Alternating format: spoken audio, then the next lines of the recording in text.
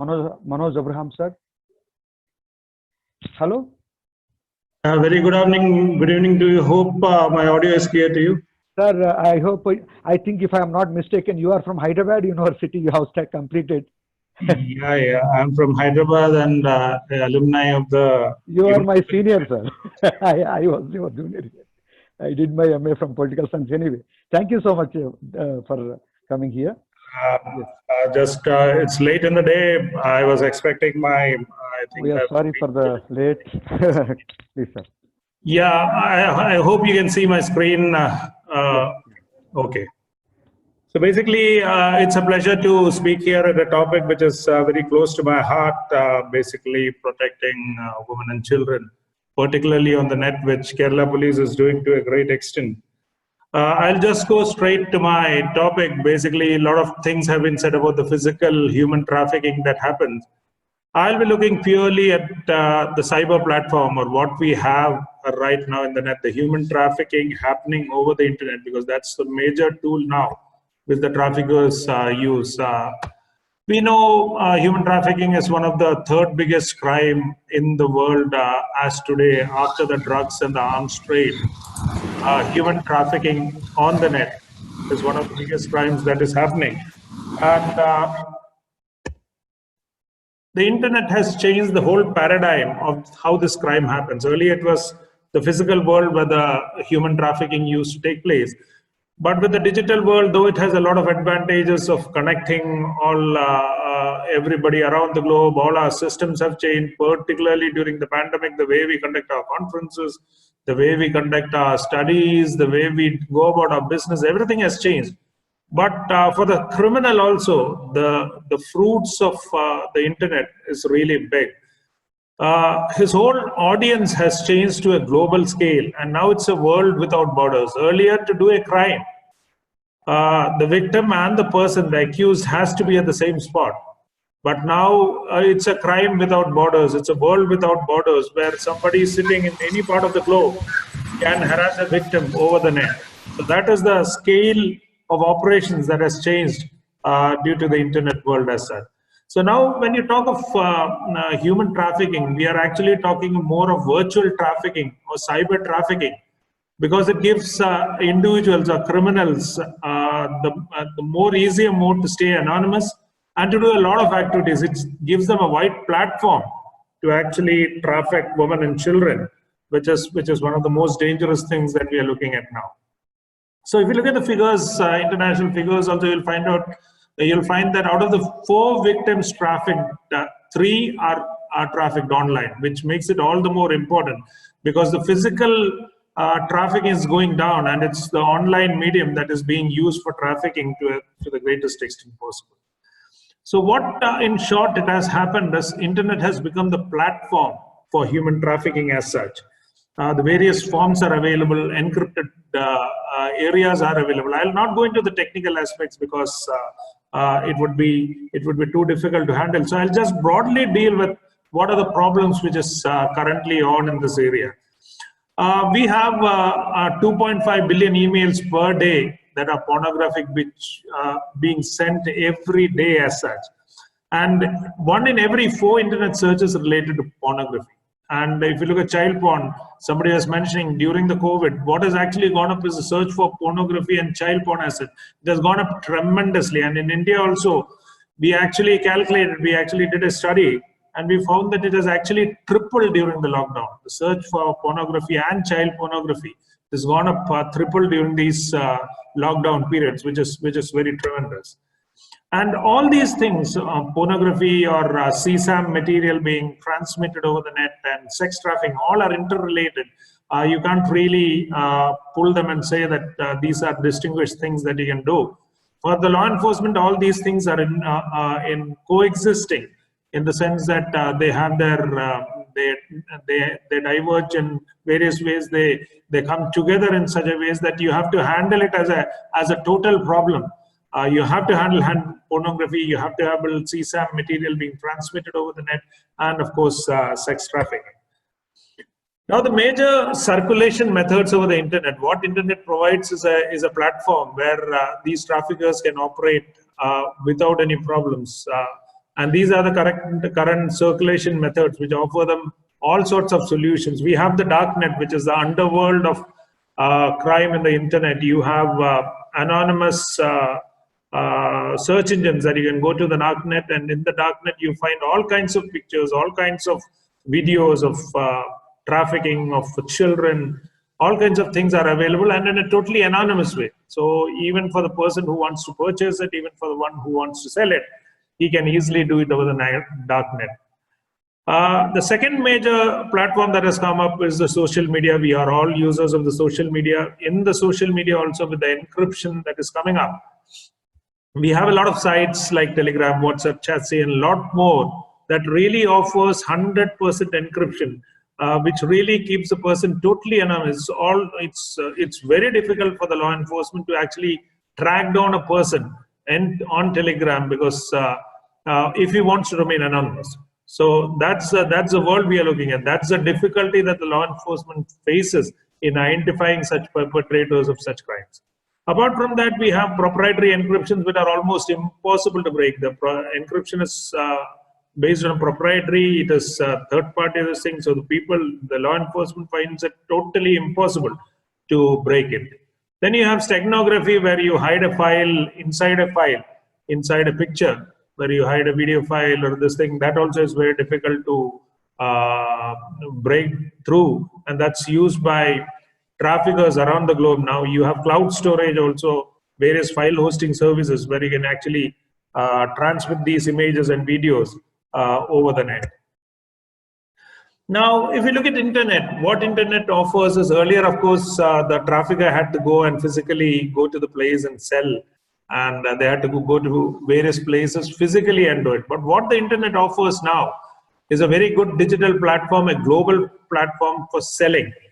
So you just need to put up a proper advertisement over the net, and you have a global audience, which actually is very easy. You just need to do some digital marketing, and you have a wide scope of market which you can actually sell your products also. You have advertisements of victims. Any victim they want to identify, any trafficker who wants to sell his victims also, they can advertise very easily without any money, without any spending even a pie over the social media handles, and you can get a lot of customers for the victim. Attracting the right clients. Earlier, of course, you could only attract the local clients who are physically available, but the internet offers clients throughout the globe. The most lucrative, the most clients who would pay the most amount of money, you can attract just by the click of a button without spending anything much. That's what the internet offers for the trafficker. And as I mentioned earlier, the social media platforms, they have really opened up the Pandora box for people to really promote human trafficking in a major fashion. The encryptions have further assisted them in hiding themselves and keeping them anonymous, and then sharing all these pictures without any issues whatsoever. Now, the internet, it's not only a platform for recruitment, it's a platform for recruiting also. Earlier, of course, you had home neighborhoods, etc., where people used to recruit these victims. You had clubs or bars, you had schools, but now it is the internet and the social network that is primarily used. As I mentioned earlier, out of the 4 victims trafficked, 3 of them are trafficked through the social network or the internet, through the social networking forums as such. So that's why the internet has become a major platform for recruitment of victims also. And this rising day by day. We have 71% teams reported that they were really solicited into this business through the social media platforms. We had manipulation and grooming, where victims are trapped using various forms of videos being taken, or on the pretext of they are getting some jobs, or their pictures being taken for making them the main characters in some movie or serials. That's how they were trafficked, and that's how they were recruited into the system. And this I mentioned earlier, that we have the online predators also. Now, of course, the people who recruit also, rather than physically going into those clubs, etc., they use the social media. because a lot of people are available on the social media, the youngsters are available, the children are available. It's a very easy task. You sit in your house, you can actually use the social media to actually attract those people, put them in a trap, and use them as a victim for your trafficking needs. And then the payment modes also. Earlier it was in all in cash or bank payments, etc. Now with the bitcoins coming up in the internet world, you have an anonymous medium to actually pay for the money. It's very difficult to trace the payment of bitcoins. You can pay in huge amounts of transactions happen. It's a multi-billion-dollar industry. It's estimated that trafficking itself is $100 billion industry by year, and the bitcoins have helped in this regard to a great extent. And as I mentioned earlier, also the dark web is a new frontier for human trafficking. It's a very anonymous web.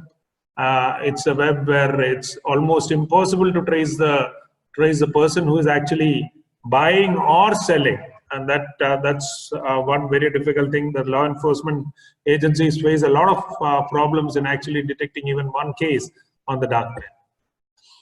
Then you have the new concept of webcam sex coming up, which is another dangerous trend which is coming up, where the webcam is used, where you have the person can pay and he can watch live sex of children or any other woman live on the internet, live through his webcam.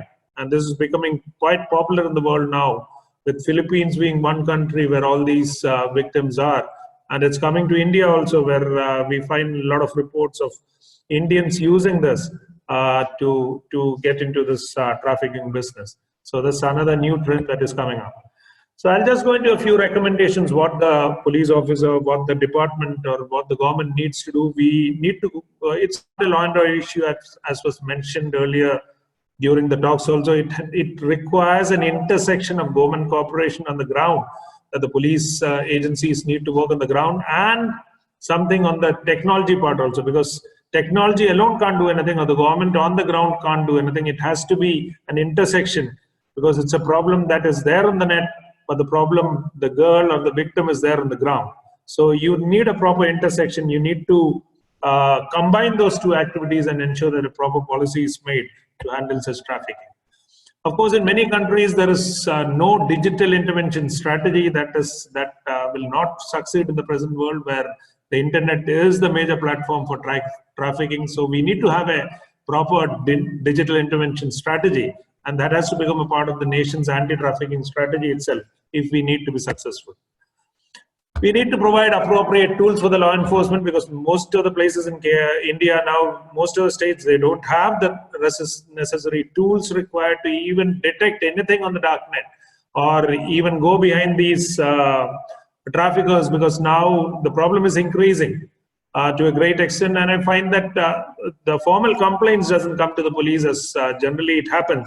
The law enforcement needs to really patrol the internet, find out and trap these guys to really do it, as we are doing in Kerala, because the formal complaints are very far and few. And if you look at if you wait for the formal complaints to come, you will not understand the gravity of the problem that is there.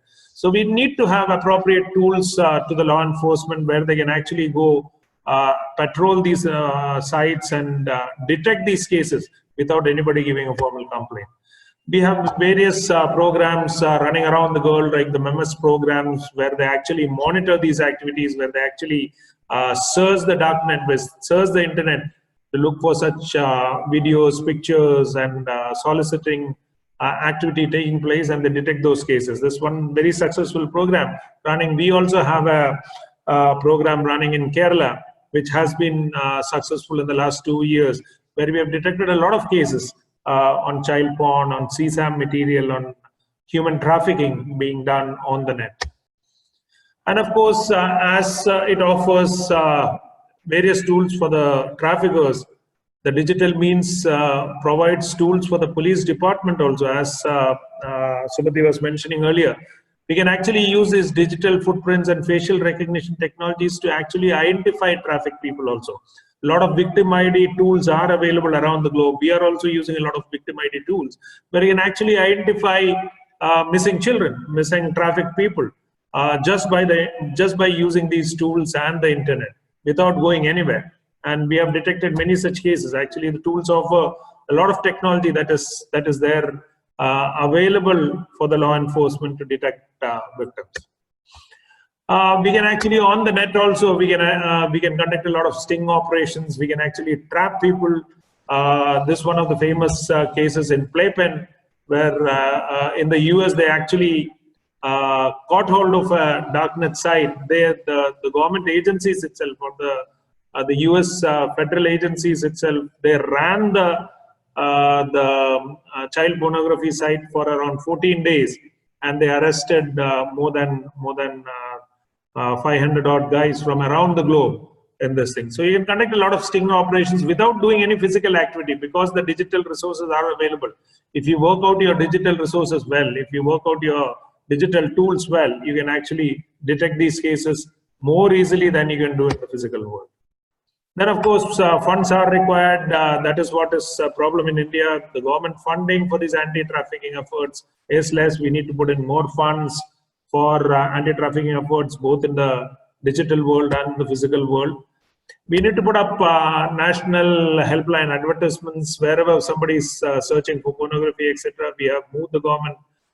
We have moved many search engines, etc., to put this, and at many places, etc., it has been done. But we need to share this more, that the national helpline number immediately pops up when somebody really looks at pornography.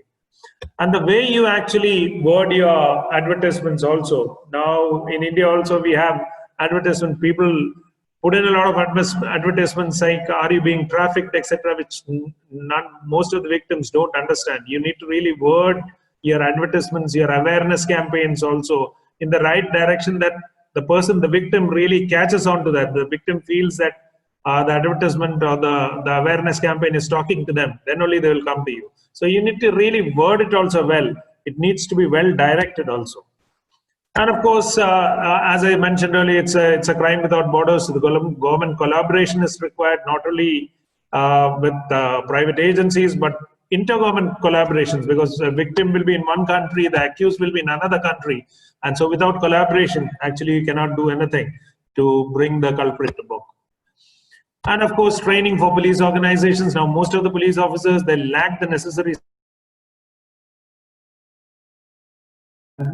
tools are not there. The training is not there. We really require to give them training on how to respond, how to really go into the net and detect such cases, how to bring these culprits to book.